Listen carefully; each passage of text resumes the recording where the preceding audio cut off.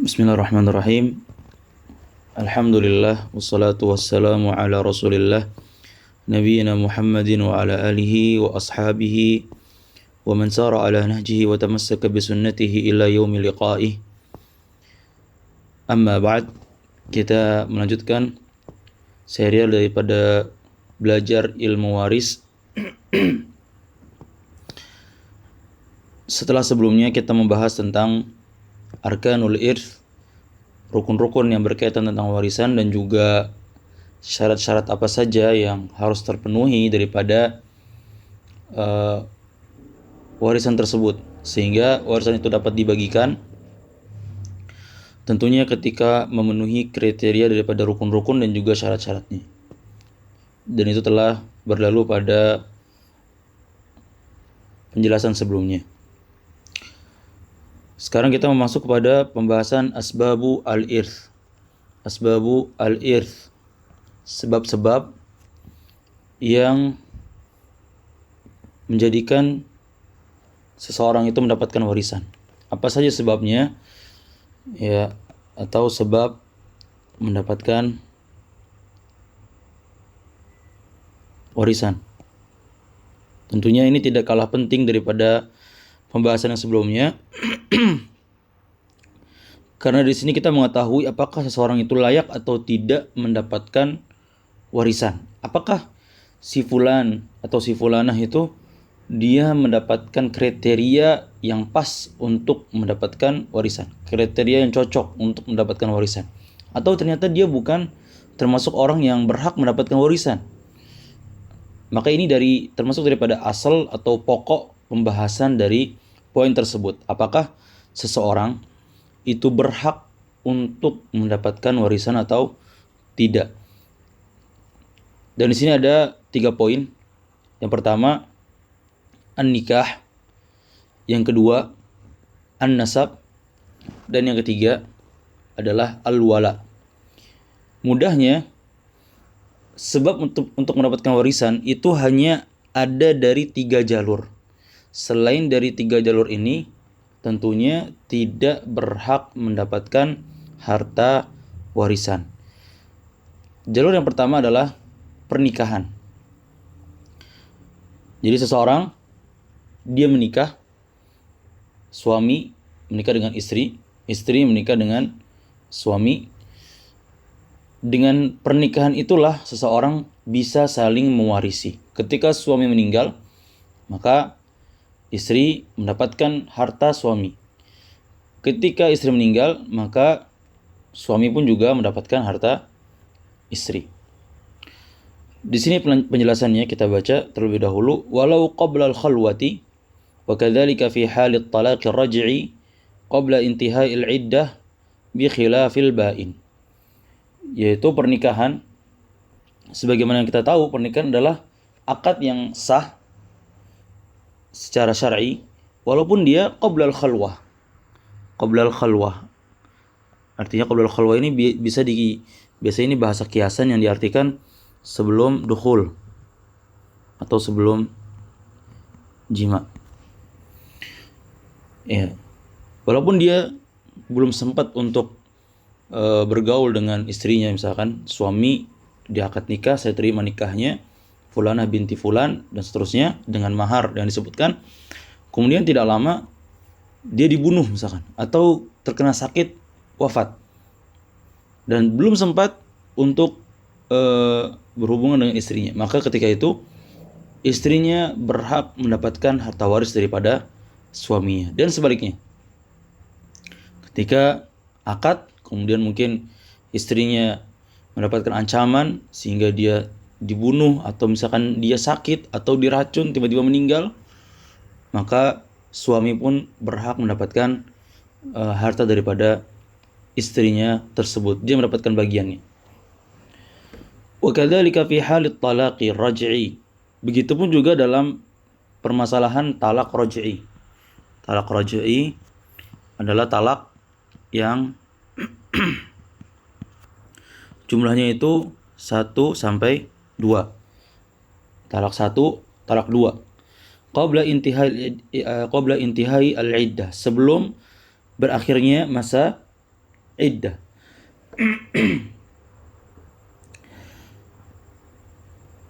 Iddahnya berapa? Salah satu quru, yaitu 3 kali quru. 3 kali quru, para ulama khilaf, beda pendapat, dan yang lebih kuat wallahu a'lam yaitu 3 kali haid. 3 kali haid. Dan ini dihitung dengan tanggal qamariyah. Tanggal qamariyah.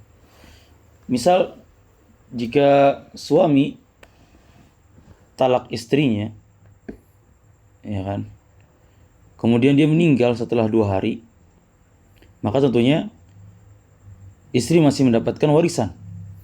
Karena di situ istri masih dalam masa iddah. Masih dalam masa iddah. Ar-raj'i adalah talak yang tidak mengeluarkan seorang istri dari rumah suaminya. Dia bukan talak yang betul-betul memisahkan antara suami dan istri. Ya, qabla intihai al-iddah. Bi khilafil ba'in. Berbeda halnya dengan talak ba'in. Talak ba'in adalah talak 3. Talak ba'in yaitu talak 3. Seorang suami sudah mentalak istrinya sekali, kemudian tidak ada perubahan juga, ditalak 2 kali, kemudian tidak ada perubahan juga, ditalak 3 kali. Maka ketika itu dia tidak mendapatkan warisan ketika suaminya meninggal. Taib. Di sini akan kita jelaskan tentang masalah pernikahan ini, atau sebab, salah satu daripada sebab mendapatkan warisan.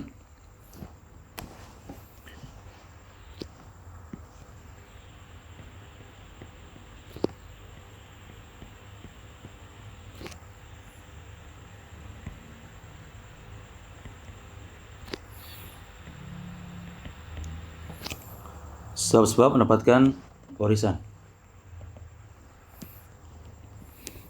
Jadi yang pertama adalah nikah.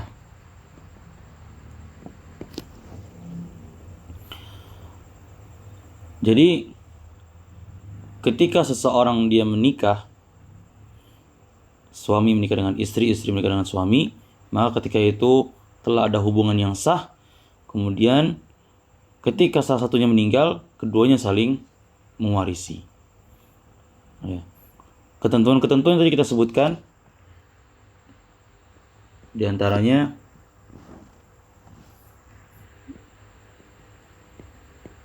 dengan pernikahan, suami dan istri saling mewarisi. Ini ketentuan yang kedua,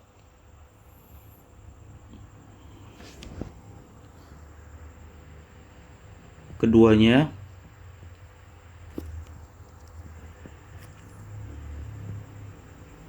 saling mewarisi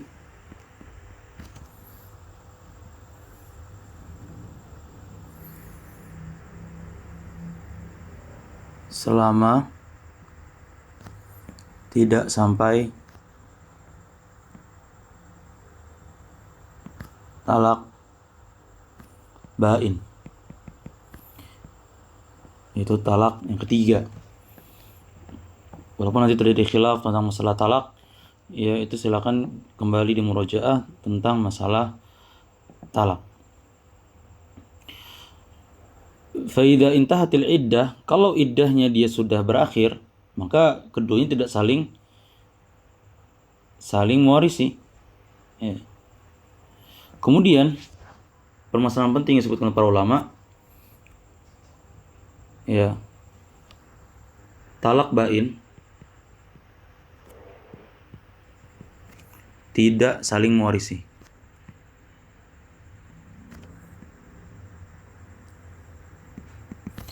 Kecuali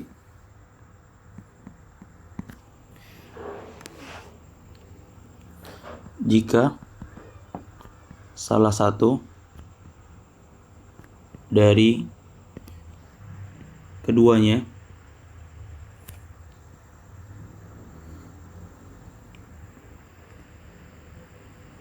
yaitu misalkan menuduh bahwa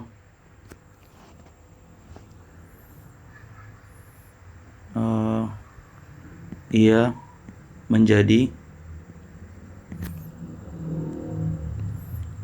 penyebab terhalangnya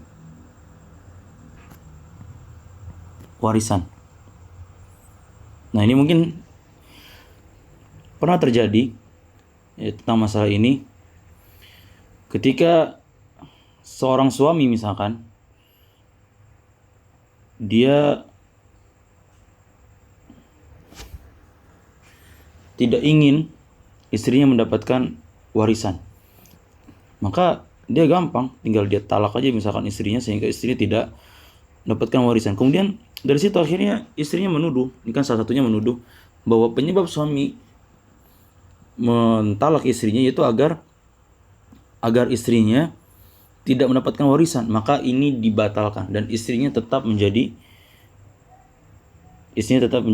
mendapatkan warisan. Ya, sebagai contoh misalkan kalau suami misalkan udah tahu 2 bulan lagi dia akan mati, misalkan ia tidak mau istrinya itu dapat warisan sehingga dia cerai istrinya. Ya, misalkan kasusnya contoh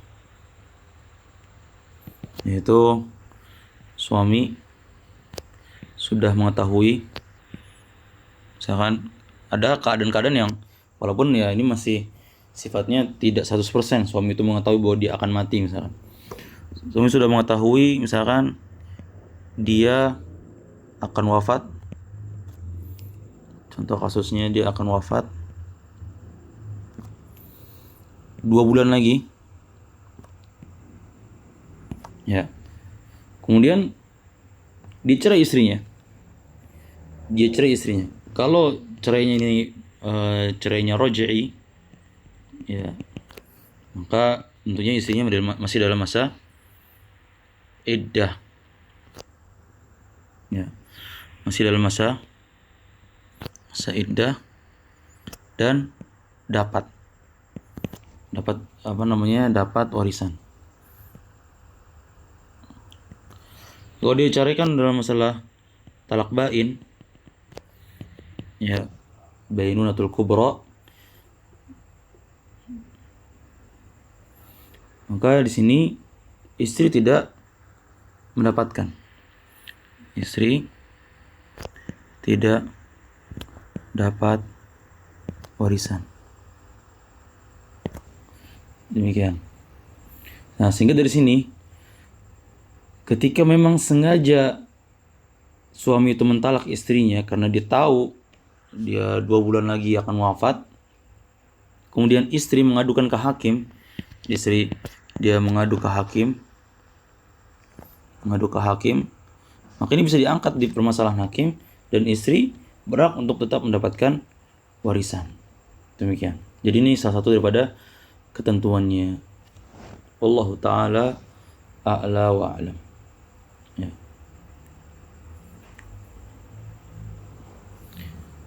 Kemudian yang ketentuan selanjutnya,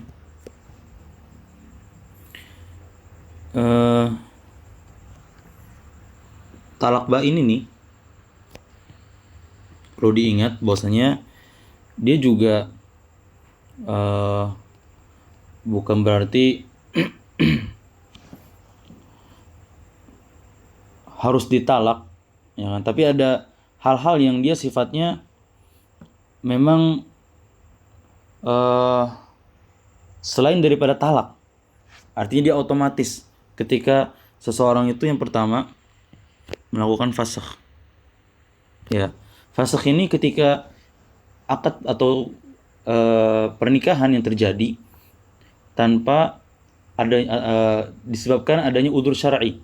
Adanya udzur syar'i, maka istri berhak untuk minta fasakh. Misalkan istri minta pisah dengan suaminya karena sebab tertentu. Contohnya fasakh yaitu misalkan suami istri ini dia adalah saudara sepersusuan. Ya. Saudara sepersusuan. Setelah diketahui ternyata suami istri ini saudara sepersusuan, maka dia wajib untuk difasakh.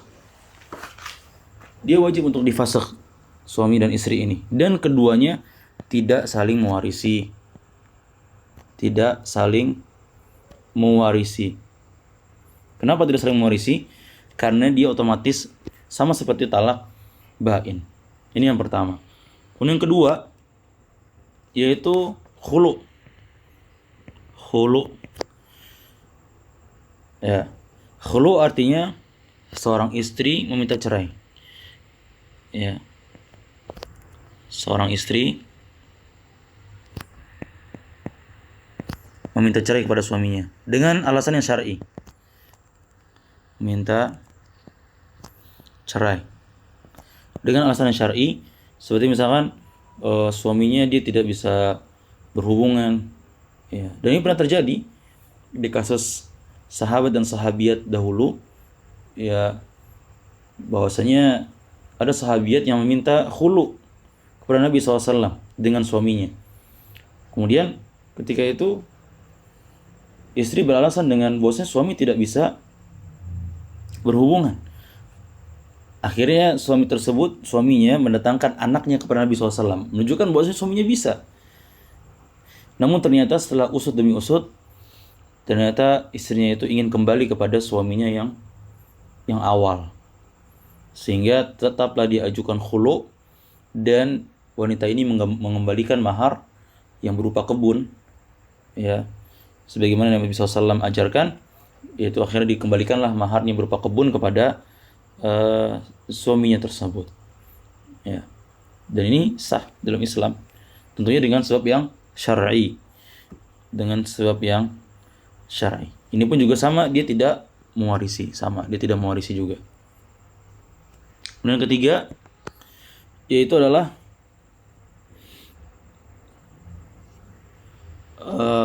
al-li'an, yaitu suami dan istri saling melaknat. Dan ini pun juga hukum syar'i. Allah Subhanahu wa taala turunkan ini dalam awal-awal daripada surat An-Nur, ketika seorang suami menuduh istrinya berzina. Dan tidak ada saksi yang kuat. Artinya saksinya kurang. Ya, yang dituntut adalah arba'ata syuhada, 4 orang saksi. Namun suami tidak memiliki 4 orang saksi tersebut. Tapi dia melihat dengan mata kepalanya sendiri bahwasanya istrinya melakukan perbuatan tersebut, sehingga dituntut suaminya untuk melaknat istrinya.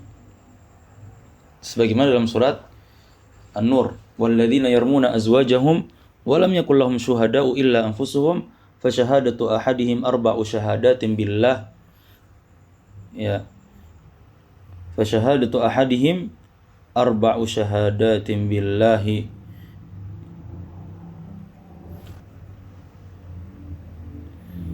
innahu laminas shadiqin. Yaitu seorang suami dia menuduh istrinya, tapi dia tidak memiliki saksi kecuali dirinya sendiri. Maka persaksiannya gimana? Yaitu persaksiannya dia dianggap satu orang itu sebagai, ya, dia bersumpah atas nama Allah bahwasanya dia betul-betul orang yang jujur.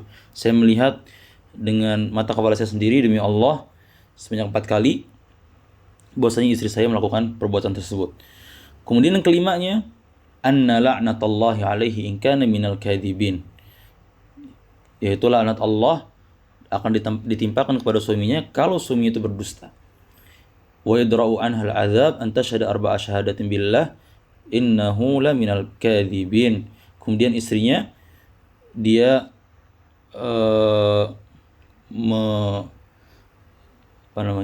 menentang sumpahnya tersebut, dan dia juga bersaksi atas nama Allah bahwasanya suaminya itu berdusta. Tentunya ini di depan hakim, ya. Setelah itu yang kelima, istrinya mengucapkan anna ghadaballahi 'alaiha in kana minas shadiqin, bahwasanya kemurkaan Allah untuk istrinya jika suaminya termasuk orang yang jujur. Nah, ini namanya li'an. Secara singkat, ini namanya li'an. Setelah terjadi li'an tersebut, dipisahkan antara suami dan istri, dan keduanya tidak saling mewarisi. Jadi selain talak bain, ada fasakh, khulu, dan al-li'an yang menyebabkan ini tidak saling mewarisi, ya, yaitu talak bain yang pertama, fasakh yang kedua, khulu yang ketiga, dan al-li'an. Ya. Jadi ketika sudah terjadi hal tersebut, tidak ada mereka saling mewarisi. Wallahu ta'ala a'la wa a'lam. Kemudian yang kedua, di antara sebab waris, yaitu adalah di sini sebutkan an-nasab. Ya, an-nasabu. An-nasab, ya sebagaimana kita tahu, yaitu artinya nasab, keturunan. Atau di sini dibagi menjadi 3, yaitu al-usul, al-furu', dan al-hawashi. Al-usul wahum al-aba wal ajdad, dan seterusnya. Al-furu', al-aulad wa auladul banin wa in nazalu. Al-hawashi wahum al-ikhwa wal akhwat wa abnaul ikhwah wa in nazalu. Secara ringkasnya insyaallah nanti akan kita sebutkan, tapi secara umumnya, jadi di sini kita sebutkan yang kedua itu nasab. Ya. Jadi misalkan kita gambarkan ini mayit. Ya. Kalau mayit ini berarti bisa istri atau suami. Ya. Kalau ke atas, jalur atas berarti ayah. Ya. Atau kita ini aja. Kalau ke atas berarti ayah. Kemudian ibu. Ya kan? Kemudian kakek. Kemudian nenek. Nah, ini yang dinamakan dengan al-usul. Dalam ilmu faraid ini namanya al-usul. Usul. Jadi usul artinya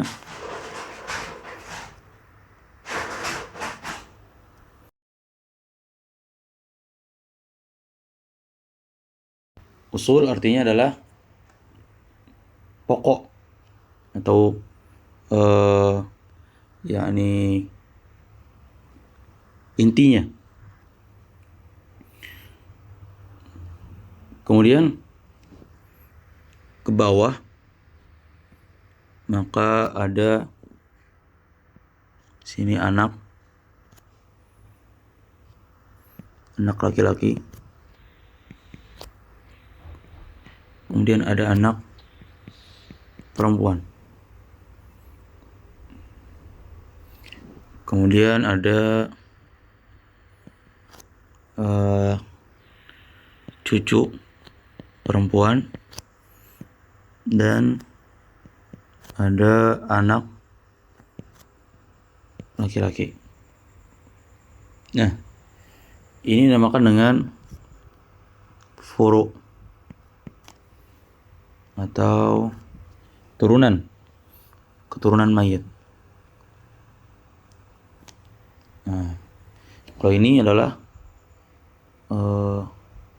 al-usul, yaitu adalah cabang ke atas, ayah, ibu, kakek, nenek, dan seterusnya. Dan ini terus mendapatkan sampai seterusnya, kakek dari jalur laki-laki, terus ibu, nenek, dan seterusnya. Nah, kemudian setelah itu mayit atau suami ataupun istri, ini ada jalur yang ke samping. Misal saudara kandung, ya kan, atau saudara seayah, atau saudara seibu. Nah, ini bisa laki-laki atau bisa juga perempuan. Saudara saya pun juga sama, saudara seibu pun juga sama. Ini kan dinamakan dengan hawashi, itu jalur ke samping. Mudahnya usul itu adalah ke atas,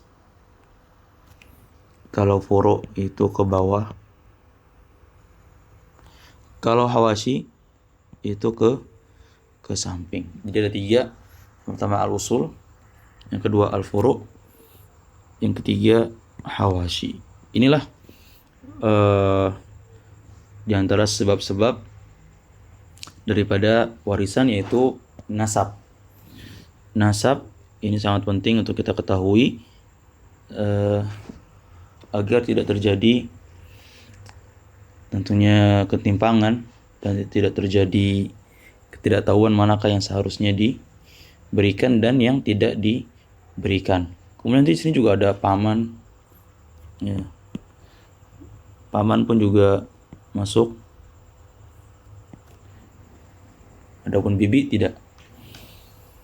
Adapun bibi maka tidak. Baik. Insya Allah nanti akan kita jelaskan secara lebih detail lagi. Kemudian yang ketiga, sebab selanjutnya adalah al-wala. Al-wala ini mungkin di zaman sekarang jarang ya. Al-wala artinya adalah tuan yang memerdekakan budaknya. Nah, tuan yang memerdekakan budaknya. Ketika budaknya wafat misalkan, kita coret, maka tuannya berhak mendapat warisan dari budaknya. Nah,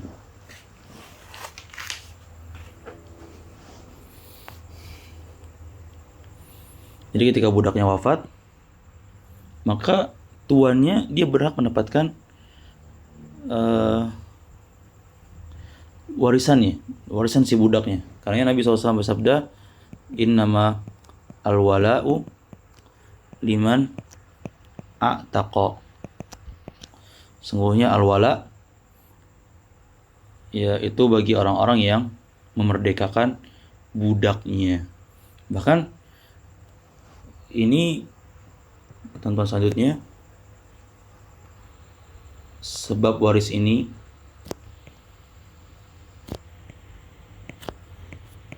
terus berlanjut sampai anak-anaknya. Ya, sampai anak-anaknya siapa? Anak-anaknya budak. Ketika budaknya punya anak, kemudian anaknya meninggal, maka tuan daripada bapaknya pun juga berhak untuk mendapatkan warisan. Sampai seperti itu. Ya, mengamalkan hadis Nabi SAW, innamal wala'u liman a'taqa. Sungguhnya al-wala itu untuk orang-orang yang memerdekakan budaknya. Ya. Namun di sini ada syaratnya, yaitu syarat anak-anak dari budak itu bisa mewariskan kepada tuannya.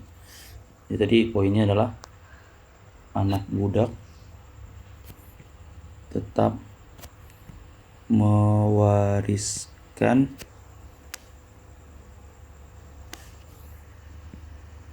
hartanya kepada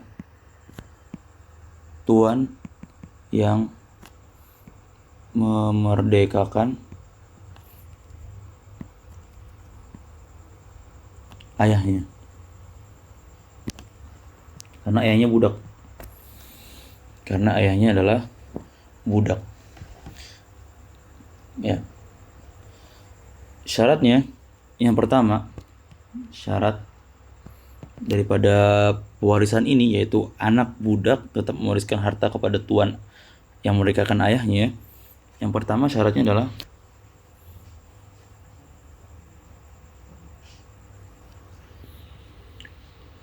salah satu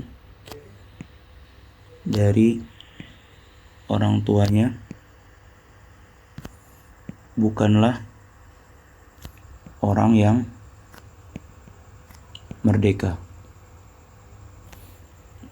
Ya. Jadi kedua orang tuanya itu harus sama-sama berasal dari budak. Ya. Berarti kedua orang tuanya harus berasal dari budak. Kemudian yang satunya dimerdekakan.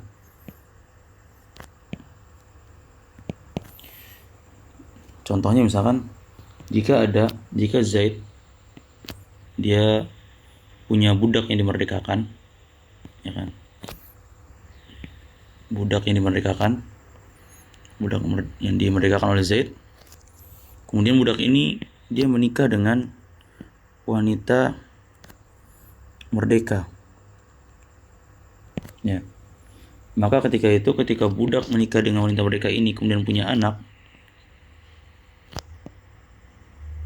maka anak ini tidak mewariskan hartanya ketika meninggal.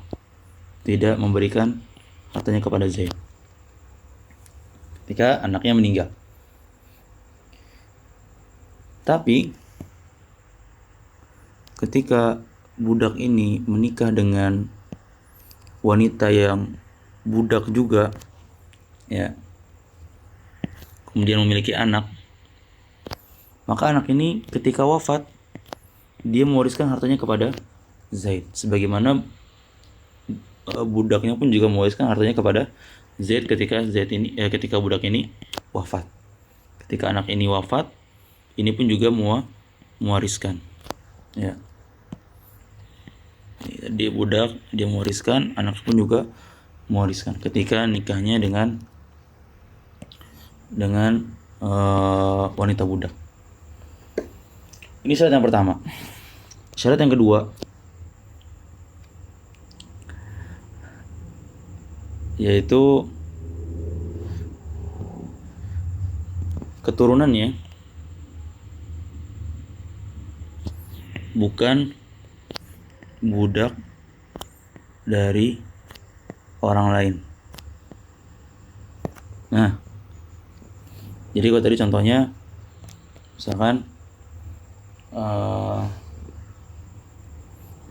misalkan Zaid dia punya budak namanya Sa'ad. Ya. Sa'ad. Kemudian Sa'ad ini punya anak namanya Amr. Ini Sa'ad ini kan budak. Kemudian Amr pun juga budak. Ya. Sa'ad budaknya Zaid, Amr budaknya Bakar misalkan. Atau budaknya Ahmad. Ya. Jadi yang kita garis merahi ini tuannya. Zaid tuannya Sa'ad, Amr tuannya adalah Ahmad. Nah, ketika Amr meninggal, ketika Amr ini wafat, maka Amr dia tidak mewariskan kepada Zaid. Artinya anaknya Sa'ad tidak mewariskan kepada Zaid. Kenapa? Karena Amr adalah budak daripada Ahmad, sehingga dia mewariskannya kepada Ahmad. Seperti itu. Jadi ini pembahasannya kan tentang anak budak. Anak budak apakah dia tetap mewariskan ketika wafat kepada tuan yang telah memerdekakan ayahnya, yang ayahnya juga budak? Maka syaratnya ada dua. Salah satu dari orang tuanya bukan orang yang merdeka, artinya kedua orang tuanya berasal dari budak. Ketika merdeka maka tidak mewariskan. Kemudian yang kedua, keturunannya bukan budak dari orang lain. Jadi anaknya ini statusnya anak Amr, dia bukan dari budak orang lain. Dalam kondisi ini, contohnya Amr adalah budak daripada Ahmad, sehingga Amr tidak mewariskan kepada Zaid, tapi dia mewariskan kepada Ahmad. Adapun Sa'ad tentunya tetap mewariskan kepada Zaid. Demikian diantara sebab-sebab warisan.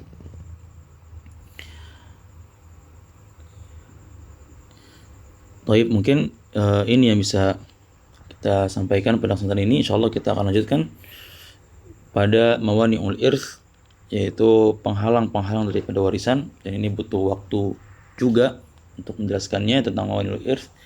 Insyaallah penjelasan ini mudah-mudahan bisa difahami berkaitan tentang asbabu al-irth, sebab-sebab mendapatkan warisan.